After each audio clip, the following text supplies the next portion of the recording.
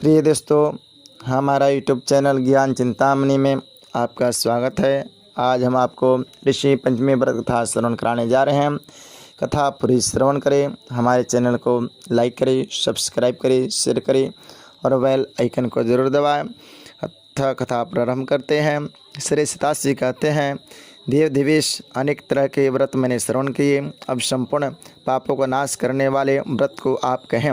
ब्रह्मा जी कहते हैं, हे राजन, सब व्रतों में अति उत्तम पापों का नाश करने वाला ऋषि पंचमी नाम वाला व्रत विख्यात है। उसको कहता हूँ, सुन हे राजेंद्र, इस व्रत के करने मात्र प्राणी नरक को नहीं दिखता है। इस विषय में एक पुरातन इतिहास कहता हूँ। विदर्भ देश में ब्राह्मणों में उतंक नामक एक ब्राह्मण था। उसकी पतिव्रत प्राण स्त्री सुशीला नाम से विख्यात थी। उस स्त्री के 2 संतति उत्पन्न हुई। उसमें सुविभूषण नाम वाले पुत्र ने अंग उपांग सहित वेदों का अध्ययन किया। जो कन्या थी उसका अपने समान श्रेष्ठ कुल में विप्रवर से विवाह कर दिया। देवजग से कन्या वैधव को प्राप्त हो गई। वह पिता के घर में सत्य धर्म का पालन कर निवास करने लगे।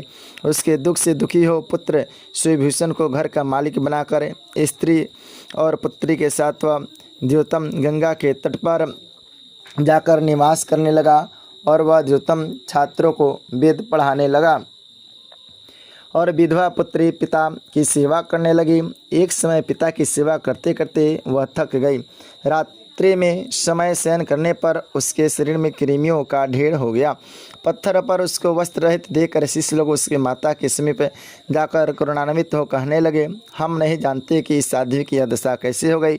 हे माता, इसका संपूर्ण देह कीड़ों से व्याप्त हो गया है। वज्रपात के समान शिष्यों के वाक्यों को सुनकर वह विकल वो तुरंत अपने पुत्री के समीप आई और उसको कीड़ों से दुखी हो रुदन करने लगे।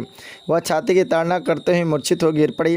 जब चेतन हुई तब पुत्री को उठाकर उसे साफ सुथरा कर बाहों में पकड़कर उसके पिता के समीप ले गई और उनसे बोली, स्वामी ने किस पाप से साध्वी की ऐसी दशा हुई।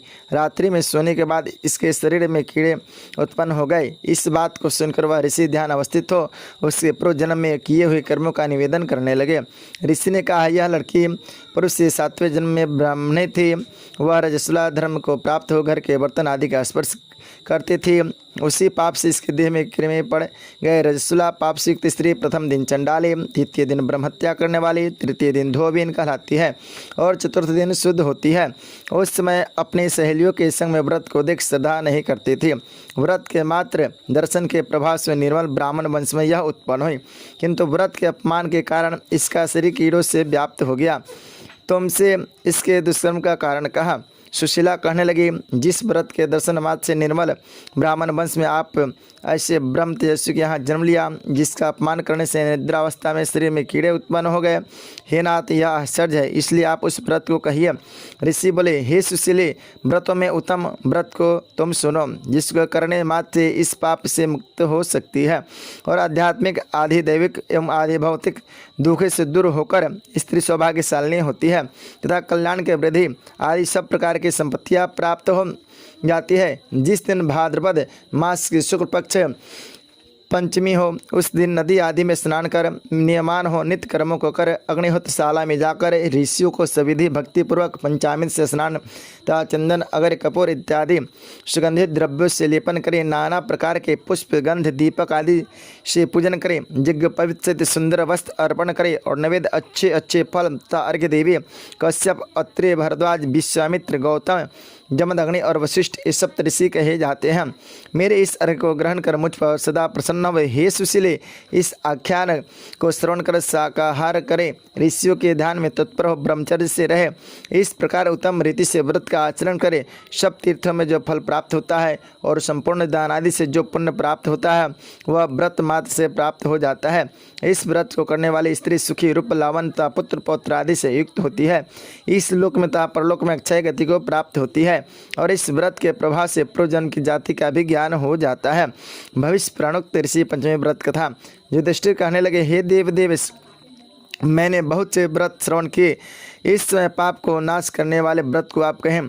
श्री कृष्ण जी बोले, हे राजेंद्र, ऋषि पंचमी नामक व्रत को मैं कहूँगा, जिसके करने मात्र से सब पाप दूर हो जाएंगे। युधिष्ठिर ने कहा, वह पंचमी कैसी है और उसको ऋषि संज्ञा कैसे प्राप्त हुई? हे यदुकुलोद्भव, किस तरह स्त्रियों के पाप का नाश करती है वह कहिए। हे केशव, अनेक प्रकार के पाप है। इस ऋषि पंचमी का व्रत करके स्त्रियां किस प्रकार मुक्त होती है? श्री कृष्ण जी बोले, रजस्वला होने पर जो स्त्री गृह कार्य में संलग्न हो, ज्ञानावस्था या गन्नावस्था में जो बर्तन आदि का स्पर्श कर लेती है, वह महान पाप को प्राप्त हो सत्य नरक में जाती है। सुनिए, किस कारण से रजस्वला को गृह कार्य में निषेध है? ब्राह्मण, क्षत्रिय, वैश्य और शूद्र ये रजस्वला स्त्री को घर से दूर ही रखे। पूर्व समय में वृत्तासुर को मारने से इंद्र ब्रह्म हत्या को प्राप्त हुए। हे धर्मराज, उस हत्या से दुखी होकर इंद्र अपने शुद्धि के लिए ब्रह्मा जी के समीप गए। हे राजन, देवताओं के साथ ब्रह्मा जी एक क्षण ध्यान कर प्रसन्न मन से इंद्र की शुद्धि कर दिए। हे युधिष्ठिर, उस समय ब्रह्मा जी ने ब्रह्म हत्या के 4 भाग कर 4 स्थानों में उसका प्रक्षेपण किया। प्रथम भाग को अग्नि के प्रथम ज्वाला में, द्वितीय भाग को नदी के प्रथम जल में, तृतीय भाग को पर्वत में और चतुर्थ भाग को स्त्रियों के रज में गिरा दिए। हे पार्थ, ब्रह्मा की आज्ञा है कि चातुर्वर्ण को उचित है कि रजस्वला स्त्री को सदा दूर रखे। प्रथम दिन रजस्वला स्त्री चंडाली, द्वितीय दिन ब्रह्मघातनी, तृतीय दिन धोबिन तथा चतुर्थ दिन पवित्र हो जाती है। ज्ञानावस्था में या अज्ञानावस्था में किए हुए स्पर्श से पाप होता है। उस पाप के लिए ऋषि पंचमी व्रत करें। सब पापों को दूर करने वाले और सब उपद्रवों का नाश करने वाली इस ऋषि पंचमी व्रत को ब्राह्मण, क्षत्रिय, वैश्य और शूद्र वर्ण की स्त्रियां करें। इस विषय की एक पुरातन कथा कहता हूँ। पूर्व सत्ययुग में विदर्भ देश में एक राजा हुआ। वह राजश्री संजित ब्राह्मण आदि चारों वर्णों की रक्षा करता था।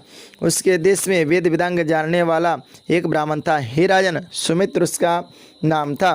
वह सब प्राणियों के हित में लगा रहता था। कृषि वृत्ति से अपने कुटुंब का पालन करता था। उसके भार्या, जिसका नाम जयश्री था, वह बड़ी साध्वी, पति सेवा प्रायण तथा सूर्यजनों की सेवा करने में लगी रहती थी। वह एक दिन बहुत चिंतायुक्त हो सुमध्यमा वर्षा काल में दुखित मन से कार्य करते थे। उस समय उसने अपने को ऋतुमती हुई देखा। हे राजन, वह रजोधर्म युक्त भी अपने गृह कार्य को करती रही। ऋतु धर्म को प्राप्त होकर भी उसने बर्तन आदि का स्पर्श किया तथा बहुत काल के बाद वह मृत्यु को प्राप्त हो गई। पति के भी काल की गति से परलोक को प्राप्त हुआ। इस तरह स्त्री और पुरुष अपने कर्म के वशीभूत हो गए। हे नरेश्वर, उसकी भार्या जयश्री रजस्वला के संपर्क दोष से कुत्या की योनि को प्राप्त हुई और सुमित्र भी स्पर्श दोष से बैल हुए। हे राजन, इस प्रकार दोनों अपने कर्म के वश हो ऋतु काल के स्पर्श दोष से त्रियग योनि को प्राप्त हुए। उन दोनों को धर्म के आचरण से अपनी जाति का स्मरण बना रहा। अपने पुत्र के ही घर में अपने पूर्व जन्म के पाप को स्मरण करने लगे। सुमित्र का पुत्र, जिसका नाम सुमति था, वह अपने गुरु की सेवा में रत, धर्म को जानने वाला और देवता अतिथि का सत्कार करने वाला हुआ। सुमति अपने पिता की इच्छा तिथि में अपनी चंद्रावती भार्या से सदा युक्त हो बोले, हे चारुहासिनी, आज मेरे पिता की इस आवश्यक तिथि है, इसलिए आज विप्रो को भोजन कराना है। अतः तुम पाक सिद्धि की तैयारी करो। अपने पति सुमति की आज्ञा पाकर उस चंद्रावती ने पकवान तैयार किए। उस समय खीर के पात्र में सर्प ने विष उगल दिया। उस कुतिया ने यह देखकर ब्रह्महत्या से डरकर उस बर्तन का स्पर्श कर दिया। चंद्रावती ने उस कुतिया को स्पर्श करते देख जलते हुए काष्ठ से मारा और द्विज पत्नी ने उस सिद्ध सामग्री को त्याग कर पुनः सब बर्तनों को धोकर साफ किए। तदंतर उसने दूसरी बार पाक सिद्ध कर विधि पूर्वक श्राद्ध किया। ब्राह्मणों के भोजन करके जाने के बाद उच्चिष्ट अन्न भूमि पर गिरा। वह भी न मिलने के कारण उस दिन कुतिया भूखी ही रह गई। तदंतर रात्रि के समय वह कुतिया क्षुधा से पीड़ित होकर बैल की योनि को प्राप्त हुई अपने पति के पास जाकर कहने लगी, हे नाथ, आज मैं बहुत भूखे हूँ। मेरे को किसी ने भी किंचन मात्र भी भोजन नहीं दिया। उचिष्ट ग्रास तक भी न मिलने के कारण मुझको भूख बार बार सता रही है। यह पुत्र अन्य दिन मेरे को भोजन दिया करता था, आज उचिष्ट भी इसने नहीं दिया। इसका क्या कारण है? जब खीर में सबको विष गिराते हुए मैंने देखा तो मन में यह विचार किया कि इसको उत्तम द्विज भोजन करेंगे तो मर जाएंगे, इसलिए बर्तन को मैंने स्पर्श कर दिया। इससे मुझको पुत्रवधू ने जलते हुए लकड़ी से मारा, जिससे मेरा शरीर दुखता है और मेरी कमर भी टूट गई है। क्या करूं? यह सुनकर बृखभ बोला, हे भद्री, पाप के कारण ही तुमको दुख हुआ। तुम्हारे ही पाप से बोझा उठाने वाले बैल की जोनी को प्राप्त होने के कारण मैं भी अशक्त हूँ। क्या करूँ? अपने पुत्र के खेत में मैं आज दिन भर चला गया। मेरे पुत्र ने ही मेरा मुख बांधकर मारा। आज मुझको भी कष्ट होने के कारण इसका श्राद्ध करना व्यर्थ है। श्री कृष्ण बोले, हे युधिष्ठिर, अपने माता पिता को परस्पर बातें करते हुए देख। और दोनों के वाक्यों को सुनकर उस सुमति ने अपने माता पिता को जानकर उस रात्रि में तत्काल भोजन कराया। माता पिता की ऐसी दुखी अवस्था को देख सुमति जल्द ही वन में गया। मैं इनके कष्ट को जानूंगा, ऐसा निश्चय कर वहां जाकर परम धार्मिक ज्ञानवृद्ध ऋषियों को नमस्कार कर उन दोनों के हित के वाक्य उनसे पूछा। सुमति ने कहा, हे ऋषियों, एकाग्रचित होकर मेरे एक प्रश्न का उत्तर दे। हे तपोधन, किस कर्म के फल से मेरे माता पिता इस अवस्था को प्राप्त हुए तथा इस पातक से किस तरह छुटकारा हो सकता है? श्री कृष्ण भगवान बोले, उस समय दुखित सुमति के आतर वचन सुन कर सब जानने वाले सर्वतपा नामक ऋषि करुणा से युक्त हो सुमति के माता पिता की मुक्ति के लिए कहने लगे। ऋषि बोले, हे विप्र, एक समय तुम्हारी माता अपने गृह में बाल भाव से प्राप्त हुई ऋतु धर्म को जानकर भी स्पर्श किया। उस दुष्कर्म से वह कुतिया की योनि को प्राप्त हुई और तेरे पिता भी उसके स्पर्श दोष से वृषभ योनि को प्राप्त हुए। इसलिए दोनों के मुक्ति के लिए तुम ऋषि पंचमी का व्रत करो। हे विपेंद्र, स्त्री सहित विधि से ऋषियों की पूजा कर 7 वर्ष तक व्रत का आचरण करो। तदंतर व्रतांत में धन का मोह छोड़ उद्यापन करें तथा शाक श्यामक और निवार का भोजन करें या कंदमूल का आहार करें और हल जोते हुए खेत के अन्न का त्याग करें।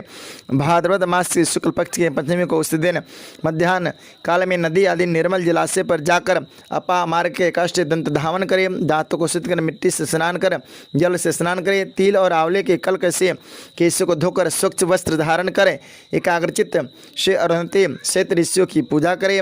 हे द्विजोत्तम, इस प्रकार इसे पंचमी का व्रत करने से रसला के स्पर्श से प्राप्त दोष नष्ट हो जाता है, इसमें कुछ भी संशय नहीं है। श्री कृष्ण भगवान बोले, ऋषि के कहे हुए वाक्यों को श्रवण कर उस सुमति ने अपने घर में स्त्री से सदापूर्वक व्रत किया। सब पापों का नाश करने वाले ऋषि पंचमी व्रत को कर माता और पिता को यथोक्त फल दिया। हे निरपति शार्दूल, व्रत के प्रभाव से उसकी माता कुतिया की योनि से मुक्त हो विमान में स्थित हुई। वह दिव्य वस्त्रों को धारण कर स्वर्ग चली गई। सुमति का पिता भी मृत्यु को प्राप्त होने पर पशु योनि से छूट गया। हे महाराज, इस व्रत के प्रभाव से वह भी स्वर्ग गया। शरीर अथवा मन से किया हुआ जो कुछ पाप है वह सब व्रत के प्रभाव से नष्ट हो जाता है। इस व्रत को करने से जो पुण्य होता है उसको तुम श्रवण करो। सब व्रत का जो पुण्य है, सब तीर्थों में स्नान आदि से जो फल प्राप्त होता है, अनेक प्रकार के दान करने का जो फल प्राप्त होता है, वह सब इस व्रत के करने मात्र से प्राप्त होता है। जो स्त्री इस व्रत को करती है वह सुख को भोगती है तथा रूप लावण्य पुत्र पौत्र आदि से युक्त होती है। इस लोक में आनंद मनाती है तथा परलोक में परमतम गति मिलती है। हे राजन, सब व्रत में उत्तम व्रत मैंने कहा। यह व्रत कैसा है कि सर्व संपत्ति वाला, सब पापों का नाश करने वाला तथा धन यश स्वर्ग पुत्र को देने वाला है। इसके पढ़ने तथा सुनने मात्र से सब पाप नष्ट हो जाते हैं। ओम नमः शिवाय।